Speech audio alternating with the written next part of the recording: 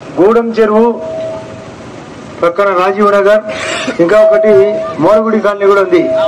ఈ కాలనీ వాసులు నాతో పాటు విచ్చేసిన అందరికీ హృదయపూర్వకంగా చేతులెత్తి నమస్కరిస్తున్నా. బయట వాళ్ళు కూడా చాలా మంది ఉన్నారు. ఒకసారి నిజంగా గమనించండి, ఎవరికి రాలే ఈ ఆలోచన రాజీవ్ కాలనీ కట్టియాలని. రాజీవ్ కాలనీ కట్టించినాక కట్టిస్తానే సరిపోదు, దీనికి లైట్లు ఉండాలా, రోడ్లు ఉండాలా, మెయిన్ రోడ్డు ఉండాలా, గండికోటకు పోయే రోడ్డు కూడా ఉండాలా, ప్లస్ బెన్నా బ్రిడ్జ్ ఉండాలా, ముదునూరు పోయే రోడ్డు కూడా విశాలంగా ఉండాలని, యాక్షన్ వద్దు ఫ్యాషన్ కావాలనే ఆలోచనతో నేను ఈ పని చేశాననే విషయం నీకు నమ్మకం ఉంటే, నేను చేసేది నిజమైతే అందరూ గట్టిగా సపోర్ట్ కొట్టాలని కోరుతున్నాను. ఆ రోజు ఇప్పుడు సురేష్ గాని బాలు గాని చెప్పిన మాటలు 100% నిజం. 100కి 100 నేను ఖచ్చితంగా పనిచేసిన. జమ్మలోడికి ఆసుపత్రికి పోతే మీరు గమనించారా, డాక్టర్లను పరిగెత్తించిన, విశాలంగా రూములు కట్టించిన, 100 బెడ్ చేసిన, ప్లస్ నర్సింగ్ కేర్ పెట్టినా, ఎప్పుడన్నా జనరేటర్ పోతే సొంత నిధులతో పెట్టినా, మెడికల్ క్యాంపు ఏర్పాటు చేసిన, ప్లస్ మొబైల్ వ్యాన్ పెట్టినా. ఇది నిజమా కదా? నువ్వు అది కూడా చెప్పాలి. మీరు ఎదురుగా అన్న క్యాంటీన్ కూడా పెట్టినా కదా. ఇప్పుడు ఉన్నాయే ఉన్న ఆసుపత్రి సౌకర్యం కానీ అన్న క్యాంటీన్ కానీ ఏమన్నా నడుస్తుందే. పెన్నా బ్రిడ్జి కట్టించిన, పెన్నా బ్రిడ్జి కడితే కూలిపోతే పట్టించుకున్నాడే మానవాడు. దానికి ఎంత సేపు ఉన్నా దాదాపు 18 నెలల పాటు దాని అహోరాత్రులు ఇబ్బంది పడినారు. ఇక్కడ వాళ్ళు కావచ్చు, లేదా ముద్ర వాళ్ళు కావచ్చు, అక్కడి నుంచి వచ్చే వాళ్ళు ఇక్కడికి కావచ్చు. ఇది నిజమే కదా? ఇటువంటి క్యారెక్టర్ ఉండే వాళ్ళు రాజకీయాలకి సరిపోతారా? పనిచేసే వాళ్ళు కావాలన్నా దొంగ మాటలు చెప్పి ఇప్పుడే చెప్తున్నారు బాలు గాని సురేష్ గాని. ఇసుక అమ్ముకోవడం, మట్టి అమ్ముకోవడం, కనీసం కరెంటు పట్టించుకోకపోవడం, నీళ్లు పట్టించుకోకపోవడం. అసలు ఎంత దౌర్భాగ్యం అంటే, గవర్నమెంట్ ఆఫ్ ఇండియా కేంద్ర ప్రభుత్వం ఒక పథకం పెట్టింది, సౌభాగ్య అని. సహజ్ బిజిలీ హర్ యోజన దాని పేరు. సౌభాగ్య అంటే ఒక్క ఇల్లునే కూడా కరెంటు స్తంభం పెట్టి వాళ్ళకు బల్బులు 2 బల్బులు ఉచితంగా ఇచ్చిపోవాలా. అటువంటి కేంద్రం ఇచ్చిన నిధులు కూడా వాడుకోలేక చేతగాని వాడు మోడీ గారు ఈరోజు అక్కడ మాట్లాడాడు. అనకాపల్లి కానీ లేదా అనకాపల్లి రాజమండ్రిలో మాట్లాడేటప్పుడు మీరు విన్నారో లేదో నేను టీవీలో చూసి వచ్చిన. అసలు డబ్బులు ఇచ్చిన కేంద్ర పథకాలు, కేంద్ర నిధులను దుర్వినియోగం చేసిన ప్రభుత్వం ఎవరంటే ఏది? ప్రభుత్వం ఎవరిది? జగన్ గట్టి చెప్పాలా? అసలు ఇక్కడుండే వాళ్ళు స్థానిక ఎమ్మెల్యే గాని ఎంపీ గాని ఎప్పుడన్నా పేదల సమస్య పట్టించుకున్నారా? రేషన్ కార్డులు ఏమన్నా పట్టించుకున్నారా? పెన్షన్లు పట్టించుకున్నారా? గ్యాస్ కనెక్షన్ పట్టించుకున్నారా? తాగునీళ్లు పట్టించుకున్నారా? కరెంట్ ఏమన్నా పట్టించుకున్నారా? సిమెంట్ రోడ్లు ఏమన్నా పట్టించుకున్నారా? ఇదే కదా మీ సమస్య. దీన్ని తీర్చాలంటే అధికారం మారాలా లేదా? నేను పనిచేసేవానే కదా. మీరు చెప్పబడిన సిమెంట్ రోడ్లు కానీ, డ్రైనేజ్ కానీ, శ్మశాన వాటిక కానీ, కరెంటు సమస్య కానీ 30 నుంచి 50 రోజులు టైం ఇవ్వండి, 100% పూర్తి చేస్తానని అనుకుంటున్నాను. ఇప్పుడు ఏమైనా నేను వచ్చినందుకు మీకు ఇమీడియట్ గా ట్యాంకర్లు పెట్టి తోలుకుంటారేమో, ఆ డబ్బులు ఇచ్చే బాధ్యత నాది. మీరు ఒకటి కాకుంటే 2 ట్యాంకర్లు తోలుకోండి. ఎందుకంటే ఇది నాకు కూడా మానవత్వం ఉండాలి. నేను ఎక్కువ మానవత్వం ఉండబట్టే అందరికి గ్యాసులు ఇచ్చినది.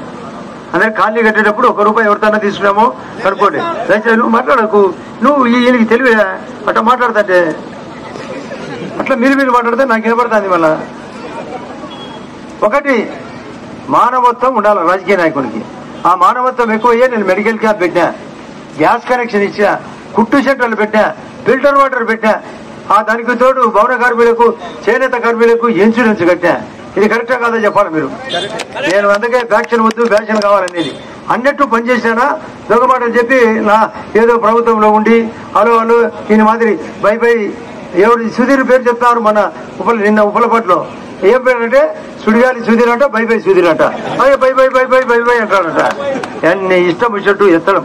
ఇటువంటి అంగడి పెట్టిన రోడ్డు రాజకీయాలకు అవసరమా? ఇటు రోడ్డు.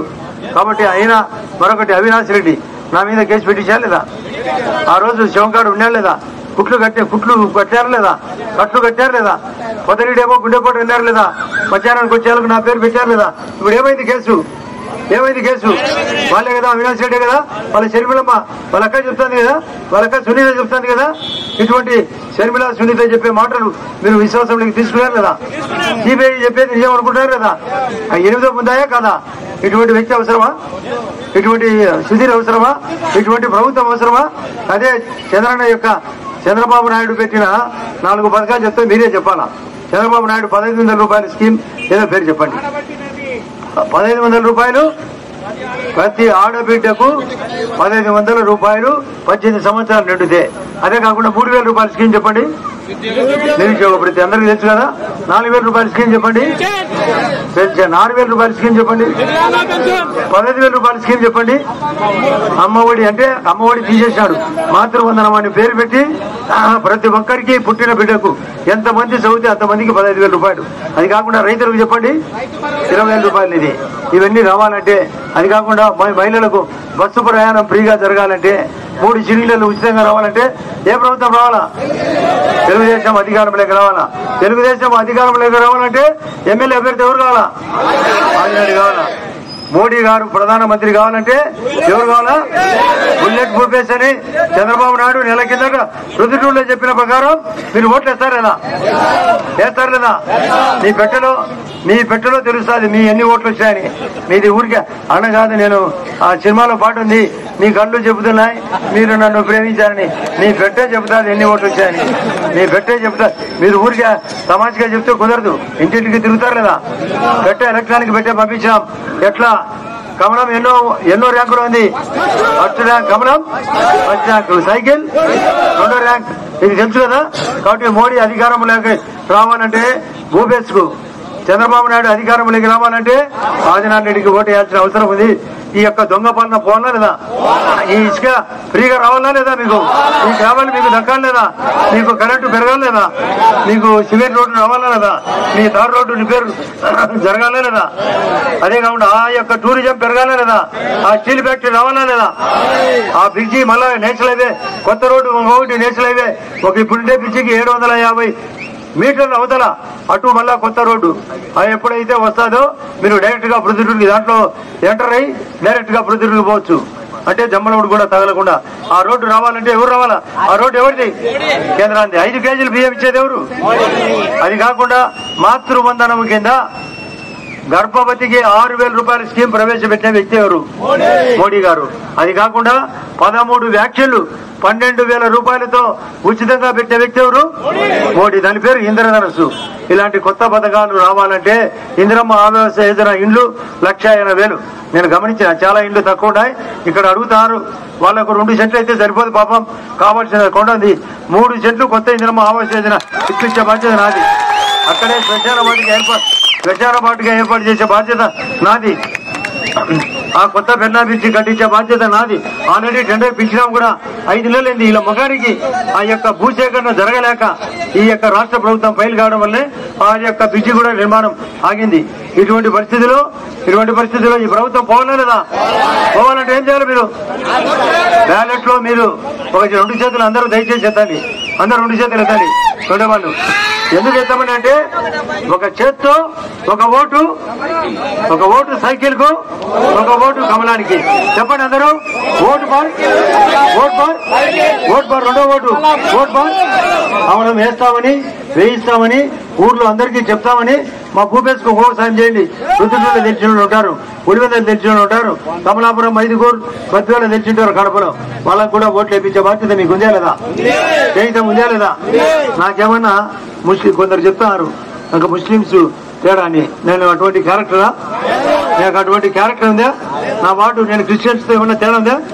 నా ఇల్లు ఎక్కడుందో గమనించండి. నా ఇల్లు దేవుడిలో ఎక్కడుంది? క్రిస్టియన్ వార్డులో క్రిస్టియన్ చర్చ్ అట్లుంటే అదే ఆ ట్యాంక్ క్రిస్టియన్ చర్చ్ అనుకోండి. నా ఇల్లు ఇక్కడ. అందరూ నన్ను నువ్వు ఎప్పుడు క్రిస్టియన్ లేదా అంటే అన్ని మతాలు గొప్పయని, ప్రతి దేవుడు గొప్పవాడని, ఎవరి ధర్మం వాళ్ళకు ఉంటుందని చెప్పిన ఏకైక వ్యక్తి నాకు కాదని చెప్పాలా? నేను మంచితనం లేకుంటే ఎందుకు గ్యాస్ ఇచ్చా?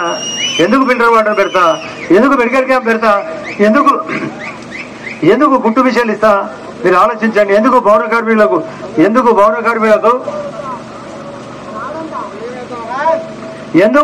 కార్మికులకు ఇన్సూరెన్స్ కడతా?